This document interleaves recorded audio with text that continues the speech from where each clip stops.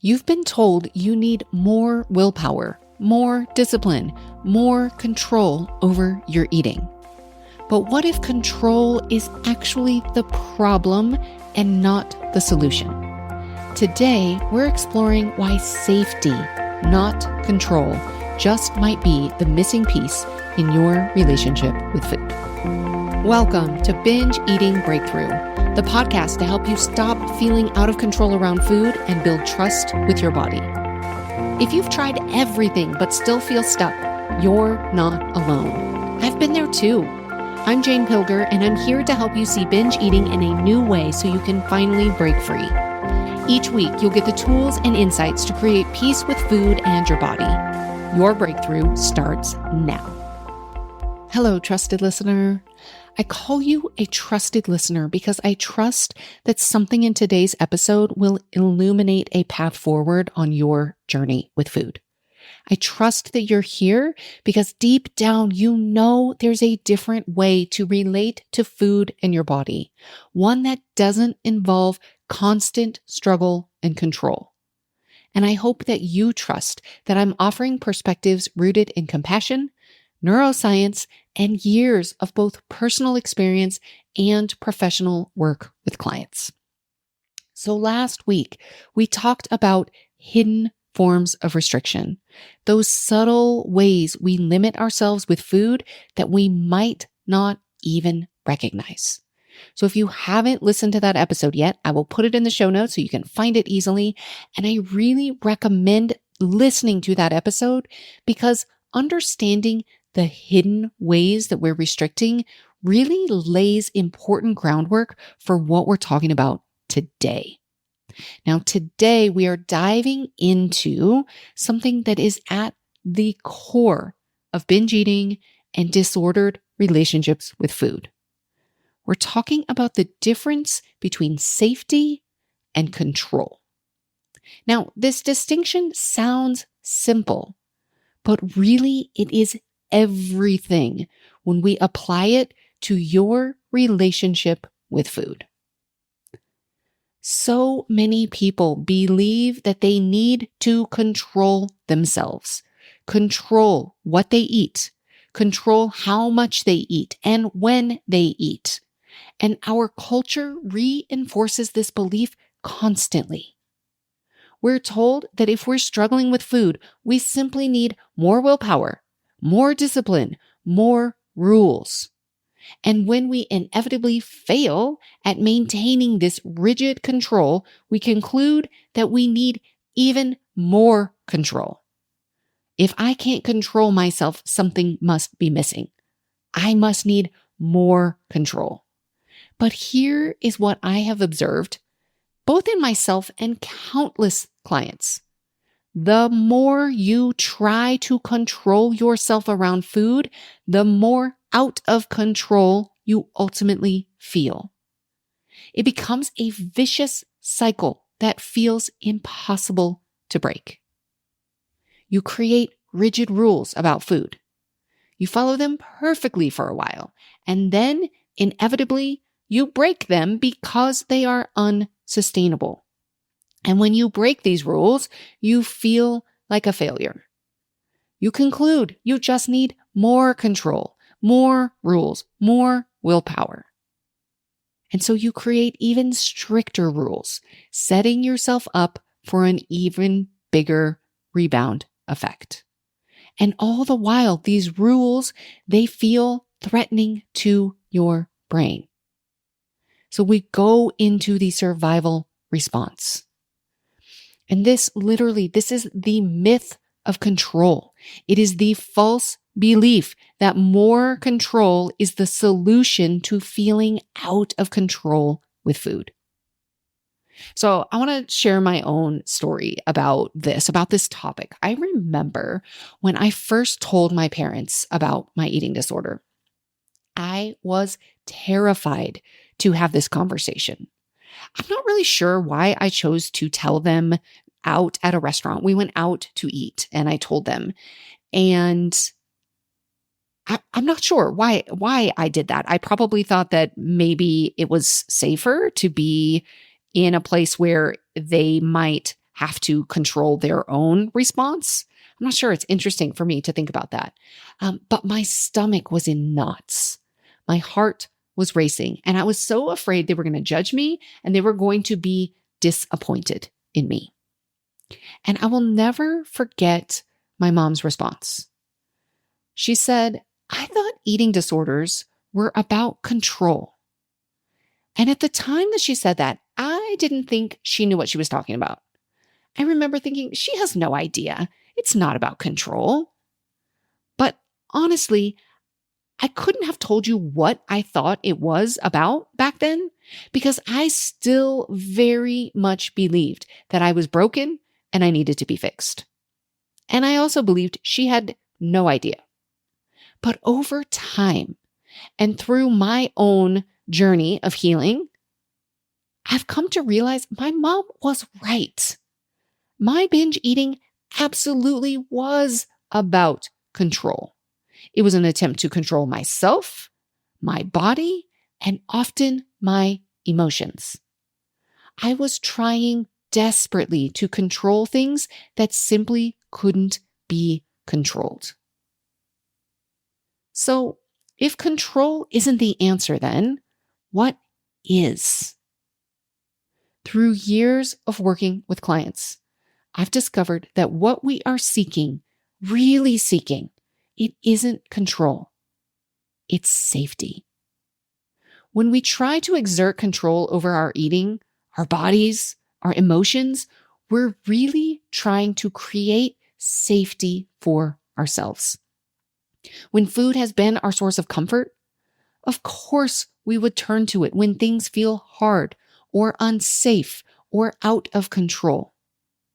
It's a pattern we've repeated for years, if not decades.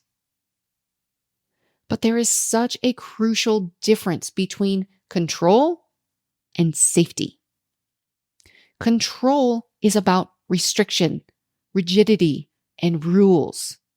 It's about forcing yourself to behave in certain ways, even when every cell in your body is resisting. Control is exhausting. Control is about fighting against yourself. Just think about the energy behind control. It is very tight. Safety, on the other hand, is about nurturing, flexibility, and trust. It's about creating an environment, both externally and internally, where you feel secure enough to listen to your body's wisdom. Safety is energizing. Safety is about working with yourself. Think about the energy behind safety. It's open. It's expansive. So when you're operating from a place of control, here's some things you might do. You might create rigid food rules that make you feel deprived. You might push yourself to exercise even when your body is exhausted. You might ignore your body's hunger signals because they don't fit your plan. You might feel immense shame when you break your rules. You might think in all or nothing terms about food and eating. But when you're operating from a place of safety, here's what it might look like. You might create flexible guidelines that honor your body's needs. You might move your body in ways that feel good and energizing. You might listen to and honor your hunger and fullness cues. You might approach yourself with compassion when things don't go as planned. And you might see the nuance and complexity in your relationship with food. This dynamic of seeking control is especially present right now with everything that is happening in our world.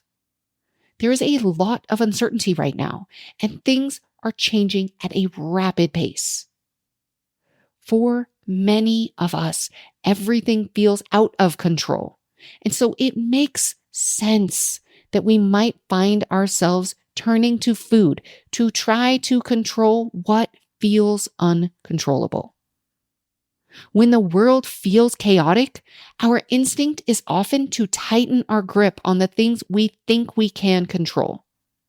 And for many people, food and body, they seem like obvious candidates.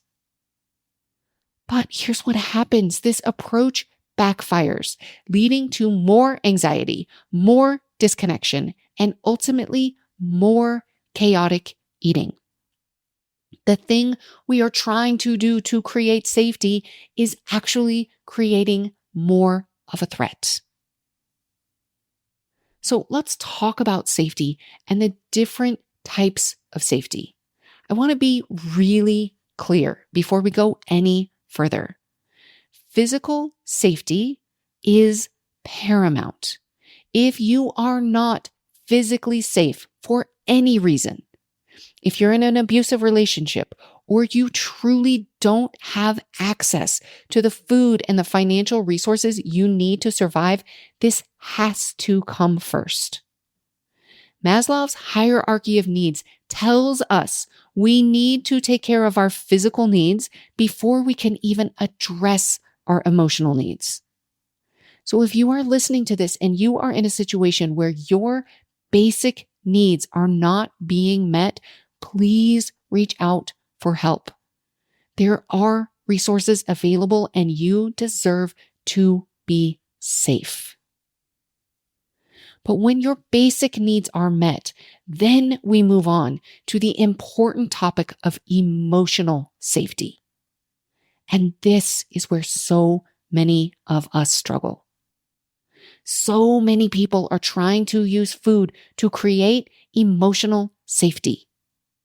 The problem is it doesn't work, at least not in the long term. It might help you tune out. It might help you not feel for a brief time. But here's what happens when you come back to yourself. The physical discomfort of the eating experience is now there, depending on how much you've eaten. And you also have the emotional pain of doing the thing you said you wouldn't do again. And there's also those other emotions that you were trying to stuff down. They're still there, waiting to be acknowledged. But here is the beautiful truth I want you to know. You can learn to create safety on the inside. Safety doesn't come from a job. It doesn't come from the size of your body. It doesn't come from the status of your relationship. It comes from your relationship with yourself, the way you speak to yourself, the way you respond to your needs and honor your boundaries. When you can create internal safety, you no longer need external control mechanisms like rigid food rules or binge eating. You can trust yourself to navigate your relationship with food and your body from a place of connection rather than control. Okay, so how do we do this? Let's make this practical. How do we shift from control to safety? All right, here's a few approaches for you. Number 1, notice when you're seeking control. Yes, we're going back to awareness. The first step is always awareness. Start to notice when you're in control mode with food. What situations or emotions trigger this? Are there times when you feel like you're trying to control more than others? If so, what's different? What are you afraid might happen if you weren't in control? Just notice these things without judging yourself for any of the answers. Number 2, identify the underlying need. This is where we start to look under the hood. When you notice you're seeking control, ask yourself, what am I really needing right now? What would help me feel safe in this moment? Often, the answer isn't more control. It's connection, comfort, or clarity. And it makes sense that if we're looking for comfort, we turn to food. It is called comfort food for a reason. But it's not the long-term comfort. It doesn't provide that long-term comfort that we're really looking for. So if I can understand the need is for comfort, is there another source I can go to for comfort? Number 3, create a safety toolkit. What helps you feel safe that doesn't involve food? What helps you feel comforted that doesn't involve food? Maybe this is calling a friend, sending a text, journaling, taking a warm shower, practicing gentle movement, listening to some of your favorite songs, getting outside in nature, placing a hand on your heart, taking some deep breaths. Build a diverse toolkit so you have different options in different situations. Different tools work at different times. And you want that toolkit handy. You want it accessible. You want to practice going to that toolkit in times where you do feel safe. So it's something that you already have experience going to. Don't expect yourself to go to your toolkit for the first time ever in the moment you really want to check out. That is not going to work out. Number 4, practice self-compassion. When you notice you're in control mode, when you've engaged in behaviors you didn't want to, respond to yourself with kindness rather than criticism. This doesn't mean you are letting yourself off the hook. It means you're creating the emotional safety necessary for growth and change. I always talk about shame and judgment are that 50-pound weight we put on the hood of the car that prevents us from getting underneath the hood to see what is going on. What is the underlying need? If we are in shame or judgment, we can't do any of that. We can't see the need. So shifting to kindness will allow us to get under the hood and see what's really going on. Number 5, experiment with flexible structure. Remember, the opposite of rigid control isn't chaos. It's flexible structure. Work with your body rather than against it by creating gentle rhythms and routines around eating that support your well-being without strict rules. So I want to share a story about a client. And really, this is a story about a lot of clients. I'm just going to call this client Sarah, but this is the story that many, many of my clients experience. So Sarah came to me after years of cycling between strict dieting and binge eating. And she was exhausted by the constant battle with food, but she was terrified of what might happen if she loosened her control. But what she actually noticed was she didn't have the amount of control that she thought that she used to be able to have. The rules and the extremes that she used to be able to follow, she couldn't even do anymore. So she felt even more out of control. But she was so afraid to loosen control anymore.